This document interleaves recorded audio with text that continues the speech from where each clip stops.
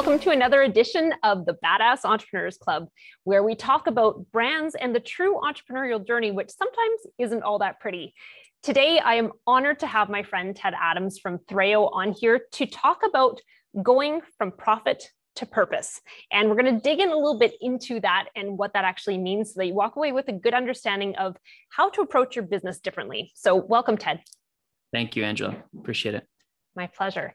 So you have this amazing company, Threo, but you've had a lot of other stuff that you've done in the past to get to this point where you have this very purpose-driven company. So can you give us a little bit of what that journey has been? Yeah, of course. So I would say that I'd start the journey with a young Ted entrepreneur as a country boy, learning how to farm pigs. And so I used to, borrow money from my parents, borrow my sister's time to feed the pigs, and then end up profiting selling the pigs. So that was kind of the farm boy Ted, and then went to school and did well in corporate America, but kind of capped out quick and bounced out of that environment.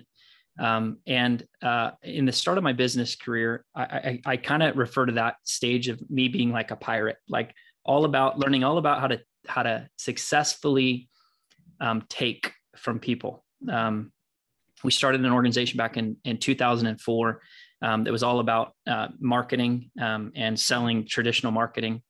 And it was like a pirate ship. Like we had call it between 1,000 and 2,000 customers, and very few of them were like repeat customers, but we're still figuring out what worked. Right. But my parents were governmental employees, right. So they are amazing people, like super extraordinary human beings. And they would give their shirts off their backs, hopefully just my dad's. But they're amazing people, but they think very systemic, right? Like think very governmental and don't think like an entrepreneur. So I bought my first franchise in 2004. It was an Action Coach franchise. And I bought basically every single line, hook, and sinker philosophy that they had. You chimed in. Do you know Action Coach? I do, actually. Yeah, I do. Yeah. So I bought one of their first franchises, and anyways, they have a philosophy that says that a business is a commercial, profitable enterprise that runs without you. And so when I learned that became my goal and my focus. All I wanted was to establish that business that ran without me, And the truth is, Angela, I did it multiple times. Like we created 3 successful business coaching firms, 3 real successful marketing organizations that ran without me and my wife, and not really involved. And honestly, that was kind of like the greatest area of pain for us, right? Like it's just an organization that ran without us and profitably, and it was amazing for a good season. Because I had a misalignment in my understanding of what I learned a business was, I got to that place and it was painful. Yeah. So where do you think the pain came from? Because a lot of people contribute pain going away to feeling successful. And there was obviously success, but there was something amiss on the other side of it when it came to the pain. Yeah. I would say that I can remember a moment where we had 2 companies. We had this masterminding organization, right? And the masterminding organization, in my opinion, was creating substantial, call it eternal profit, or like substantial, call it fruit for the customers, right? And the marketing company, I couldn't reconcile in my heart, like, why was it important to make people more money, right? I couldn't tie to like purpose. And I don't even roll out of bed unless there's something that has, like, call it, purpose to it, And so here we are losing, call it 60, 70 grand a month on this masterminding organization and making triple that in this marketing company. And this was where my heart was, So there were multiple times where we created these businesses that were super successful and ran without us. That was just empty and meaningless. It didn't feel contribution, right? It didn't feel generous. It didn't feel like we were empowering our people and developing them and growing them. So that's really where the pain came from, is just that I didn't understand that the goal of business is responsibility and impact, and generosity, right? And so I was off on my thinking. So did you come to that conclusion on your own, or did you have someone have that input that said, yeah, I understand this is what you learned, but you're going to have so much more enrichment in your life if you go in this philosophy and this direction? Yeah. So there was this moment that I can remember. I don't know if you know what Vistage is. Vistage is usually you don't know what Vistage is until you're doing over 5 million a year in revenue, but it's like a mastermind, right? Mm-hmm. And so I'm in a room with, call it, a bunch of entrepreneurs that are doing between 30 and $100 million a year, the CEOs of those organizations. And I'm presenting our marketing organization. And they basically said, Ted, like after this whole presentation, like I'm little guy in the room, right? Business wise. And I just present this business and I'm super excited to get their feedback and all of their advice. And the only thing they said one at a time, like there's 15 of them, right? And every one of them go around the room and they're like, Ted, get out. Ted, get out, right? Ted, get out, right? Like you don't have purpose and passion for it. Yeah. Get out, right? And I'm like, whoa, what the heck? Like that moment was like my low point, Mm-hmm. And it was an adventure because unity is super important for my wife and I in business. And so, after that, it's been an awesome journey trying to understand what our gift is to give, and where my heart sings to give that gift, Mm-hmm. And I feel like we're just on the front side of that. I don't think we fully have authority there yet, but I think we're well on the track. Absolutely. And for those of you who don't know Ted is honestly one of the most generous people with knowledge that I've ever met.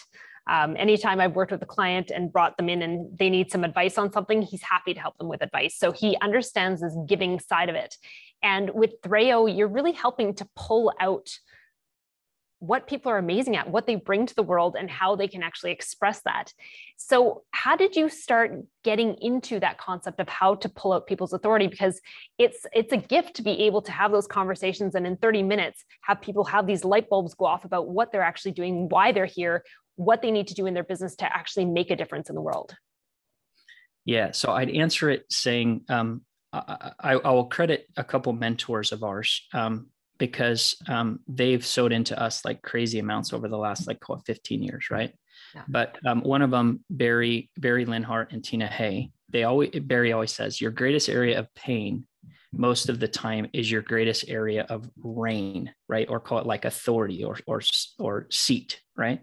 Yeah. And so just understanding that most people's lives, like you think about like a counselor, most of the time a counselor has been whatever it might be, horrible life story, right? Like they've been raped, abused, abandoned, whatever it is, right?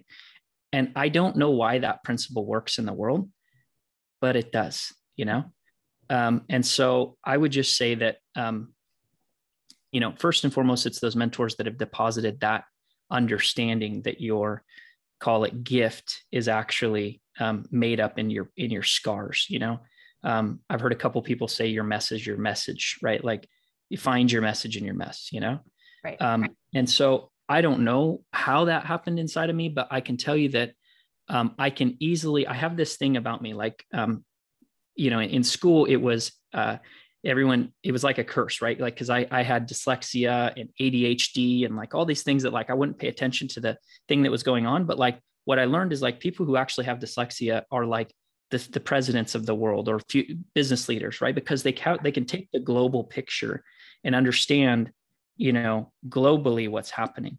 Mm-hmm. And I realized that I have that in business. I can look at someone and understand their story and tie their why, their heart, to their gift, to their unique positioning.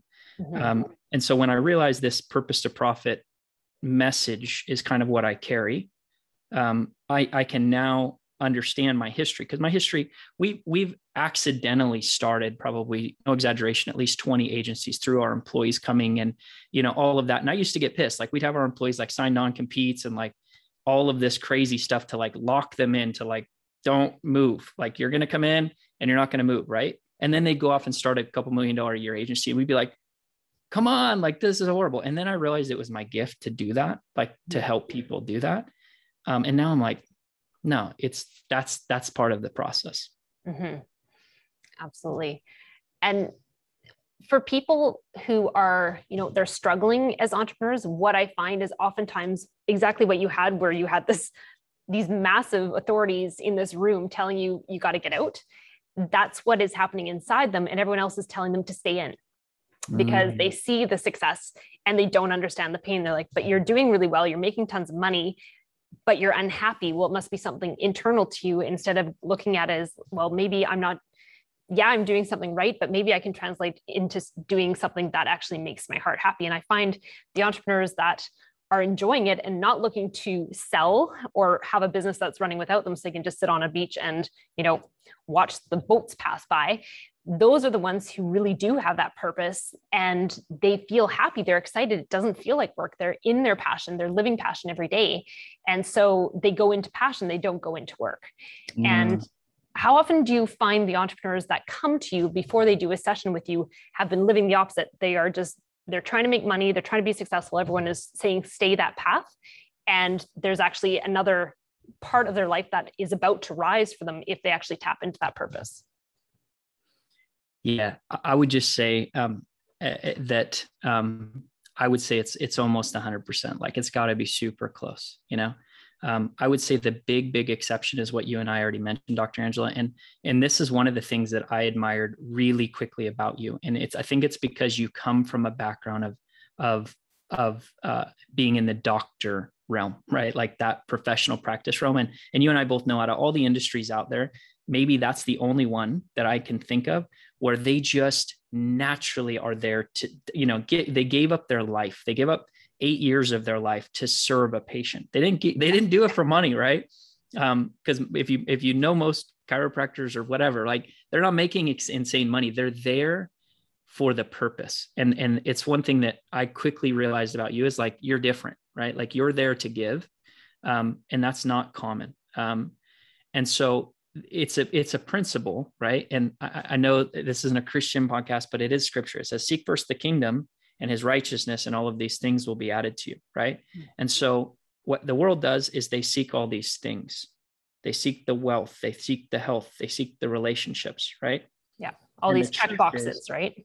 Yeah, all the check boxes, all what the check box. And the truth is, no, hold on. You need to focus over here on, call it your kingdom, right? Like the greatness that's inside of yourself. Yeah. You need to understand that you're made in the likeness and image of God. And that's a big deal, right? And everyone has a unique expression of that. Mm-hmm. Whether you call it Christianese or call it whatever, you name your God, do you know what I'm saying? Yeah. They're inside of you, whether you acknowledge it or not, right? And finding that, call it treasure. I love it because it's like treasure hunting. Like, you're just picking out the greatness that's inside of you, and you're multiplying that treasure, right? And so when you understand that treasure, it's easy that you see your authority, and it's easy to give that as a gift. I'll give you the hijack, because you were saying we maybe a focus of this conversation should be giving, right? It should be generosity, because you see that in me, right? And thank you for saying that. You're welcome. I would say that most of the time, when people understand their gift, they naturally give it. But my first part of my career, I can tell you 10 or 20 different stories starting businesses where I was sitting in an interview. It doesn't matter if it's a customer or an employee. I was sitting in an interview thinking, how can I get this person and their gift and their authority for as little as possible and get as much as possible out of this person?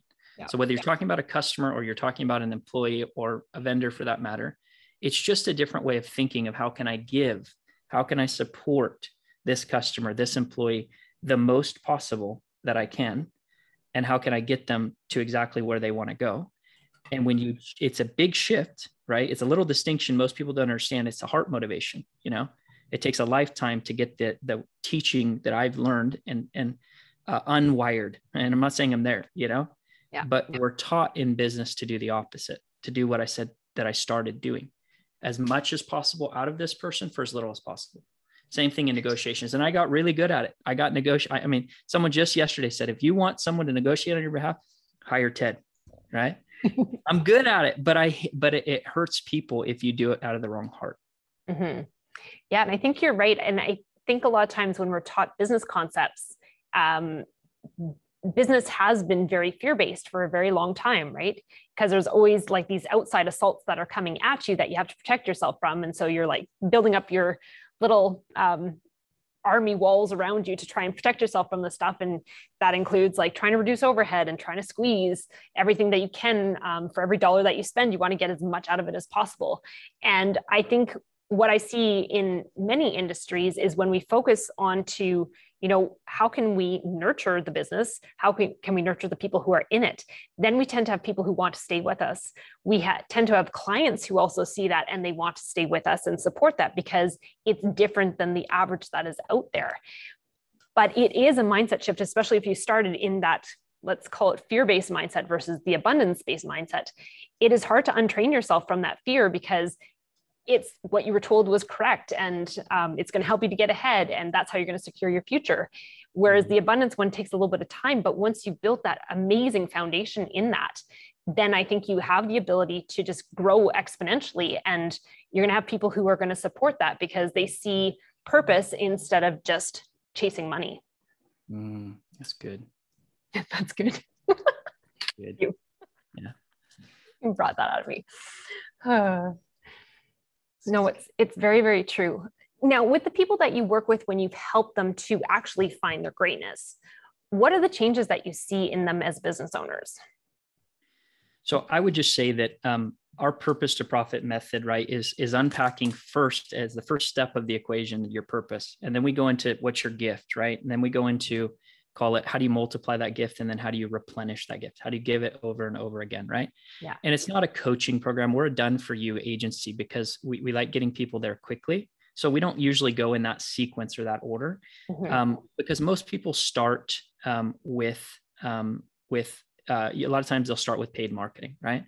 And we like to start people understanding their gift and then to give it organically for a season, because when they understand that messaging and they understand that, call it approach, it definitely can scale well. And once you understand it organically and you're giving that gift organically, usually, and I heard it, Sherry, one of my friends says it, I don't know where she got this, but she says, getting a big back end, right? And what that means is like becoming substantially valuable and focusing on that substantial value first, right? And building out that value first. And then giving that gift. And we're working on that internally, right? Like the processes, the systems becoming valuable so people can see that. Angela, I'm way off. Can you repeat? Did I land the plane right there? What was the question you asked? I should have had that written down. Your question was, so when you've helped them to realize their greatness and their purpose, how do you see that change them as entrepreneurs from profitability to happiness to all aspects of being an entrepreneur? Yeah. So I would just say when I just got off the phone with a customer that we're doing copywriting for, and there's been a 2-month setup process, and it wasn't because our systems were slow. It was because he changed his business model literally 4 times in the last 2 months, right? Mm-hmm. But now that I this call, literally right before this call, I felt chills the entire time because he has finally arrived at what he's meant to do, Yeah. And so I recognize them. I count the seeds and not the harvest. And so I recognize those moments as seed moments, and forever that guy's life will be changed because he finally has arrived at a place where he just wants to give his gift, and he doesn't have to get paid for it. He just wants to give his gift. And so I would say that, people are there's this choice, do money or do passion. And I would propose you don't have to choose. Yeah. You can do passion and money will be attracted to you. Mm-hmm. Explain how you believe that works, just because some people are going to have this discrepancy that they think it's one or the other. Yeah. So I believe that you were created with a very clear design, and because you have that design, whether you acknowledge it or not, your career path actually has been unpacking that design. Mm-hmm. And once you understand that the two of those things come together in a very beautiful way, then you start to maximize your gift. You start to become excellent at your trade, and you start to really care about maximizing the vision and greatness that's inside of you. And And I'm not saying that everyone's like there or that they're even close to arriving. I'm just saying that everyone, if they can get clear about their end, like I believe that, it's silly to start things before you know the ending. If you, Lance Wallnau says this best, he says, find your face in the future and get your ass where your face is. I've never heard that before, but I love it. Yeah. Because you never start things that weren't already finished. And when you realize that it's already finished before you were created, mm-hmm. then you maximize the journey. Mm-hmm. And you maximize your value to the people that you're designed to serve. Mm-hmm. So I don't mean to like over spiritualize this or over make it a thought, because it's genuinely it's about creating. There's just, in business is simple, people and processes, right? Yep. And you optimize the processes to design, to optimize the people, and that creates value. Those two, people and processes, create value, systemic value. Mm-hmm. Most people don't understand that it's not just about their message, it's about their message multiplied. And in order to multiply your message, you have to take your value, which may be dependent on you, mm-hmm. and create it to be systemic value. Can we unpack that a little bit more? Because I think there's a lot of depth to that, and I don't want to just skate over it and just go very macro on it. How mm-hmm. do people multiply their message? So if you think about the information business, I started two types of business coaching companies. One, early on, like most action coach entrepreneurs, it's one-on-one based coaching, time for money based coaching. Right. And then I learned about Mastermind, and there's so many benefits to both models, but I love Mastermind personally because it scales better. Mm-hmm. Whether it's an electronic mastermind or an in-person mastermind, the value is usually in the room and not dependent on the entrepreneur. So I think that most people don't ever know the customer they're meant to serve. And so it's a hard process for them to choose their niche. Like what Pedro says, carve your niche so tight only you fit in it. Mm-hmm. Most people will never make that hard choice to say no to all the business that's coming their way. Yes. But that hard choice is what saves them resources and adds value at scale. Because when people understand that if they're not choosing, their resources are being stretched too thin, and the value that they're adding is micro at a macro level instead of macro at a micro level. That makes sense? That does. And I think the niching that's the Canadian version of it, is it's very scary for a lot of people, because there's this temptation that if I can just try to be everything to everybody, then I'll make more money. And it really doesn't work that way. And I've found myself caught in that. I'm like, oh, I can do this and I can do this. And I can, kind of balance out my risk by having not all my eggs in one basket. But when you do have your eggs in that one basket and you understand what you actually do very, very well and just focus on that, then that business, it's amazing how fast it grows when you actually understand what you should be doing and you just focus on that and don't let yourself get pushed off in different directions by requests from clients or outside input saying, but you could also be doing this. But it's such a hard thing to make that choice and actually just focus in on what you're uniquely talented at. Because it feels like a massive gamble. Yeah, sure does. Yeah, it feels like the opposite is true, right? Like if you're niching, you're going to lose opportunity, and the opposite is actually true. Yeah. Yeah. But it is really one of those choices, and people are scared, especially if they've got like people that are relying on them. They've got family members, they've got employees, and to make that pivot and actually pigeonhole yourself.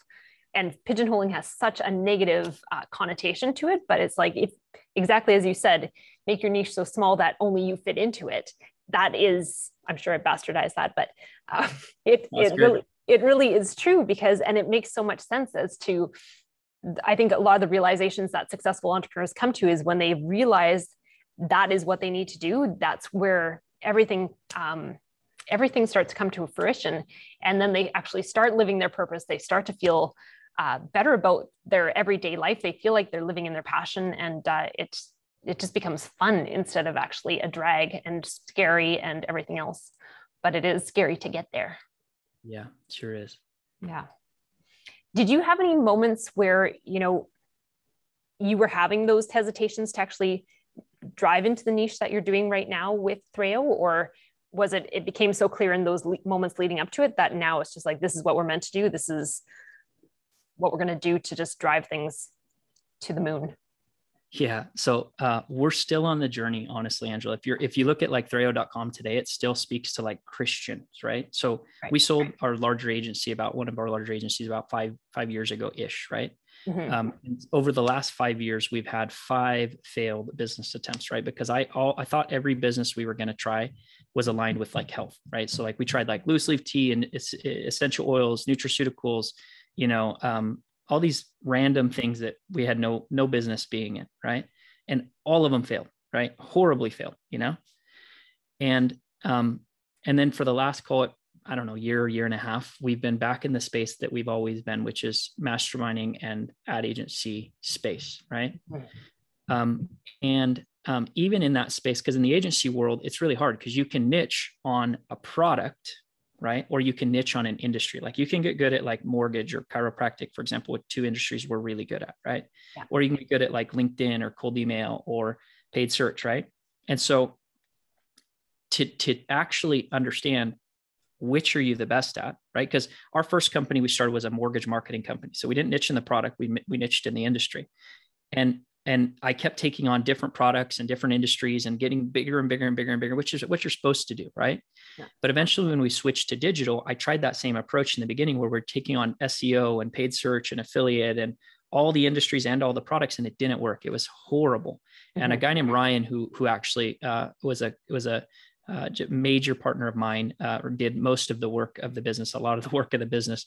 I learned it from him that no, we just need to focus on this paid search element and do it with excellence. And I felt horrible making that choice. It was like the dumbest thing in the world. But when we did, we attracted the best talent in the country. And we became a systemic machine where we were genuinely, in my opinion, still to this day, we were the best paid search agency in the country. And we got acquired because of that, anyway, that was a journey because it just felt like the wrong decision. And even today in Threo, we do good cold email and we do good LinkedIn. And we niched in the chiropractic, mortgage, real estate, business brokers. Like we have these little niches that we shine, like do really, really good in, and we have these little product lines that we do really, really good in. But getting that clarity of how it all fits together, with this purpose to profit model, took a long time, and it took a lot of pain, and we're still in that process. Honestly, Angela, we're pulling up, but it's been a hard journey. So what does the road ahead look like for you? It sounds like there's still some adjustment happening in the company to try and get things really narrowed down and working to the best way to live out your purpose as possible. Yeah. So part of the reason we've niched into the organic methods and had such a hard time getting those processes figured out, because we already knew paid way before. We know paid like really, really good, Yeah. But the reason we did organic is so that we could help people earlier in their journey, right? Because I realized that unpacking people's authority and their gift is such a big piece of my heart, right? So I would say that, it's the opposite for me, where most people would focus on paid. I'm really focused on organic because I feel the heartstrings of what I'm up to. I do it for free, So that I would say is my future, is more building out that organic piece to where we have some real good systematic processes around, call it organic, whether it's LinkedIn or cold email. Because that's where people are still open to feedback on call it their model most of the time has been my experience. Yeah, no, I love that. Is there anything else you want to add before we head out today? Just thank you. You've been extraordinary as a customer, and thank you for your heart. I know that there's very few people that I've ever met that are that generosity based. And how generous you are with your content and your knowledge and your, I would just say that the thing I know about you is you dance, and you have a dancing doctor. And I would say that because of the dance, the creativity inside of you, yet the scientific understanding of the doctor heart. I would say you have a doctor's heart, which is generous, and you allow them to creatively give their heart. And so I love your impact, and I love how generous you are with your content and your story. Oh, well, thank you. That means a lot coming from you. So, whew, you're making me feel feeling hot in here now. Awesome. So Ted, if anyone wants to reach out to you to understand better what you do, what is the best way for them to get a hold of you? Yeah, I would just say ted@threo.com, email me at threo.com, our site. Probably the best way to do it. Perfect. Well, I appreciate you sharing your insights, sharing your journey with us, and teaching us how you have built some of the amazing brands that you have. So thank you for your time, Ted. All right, perfect. Thank you. You're welcome.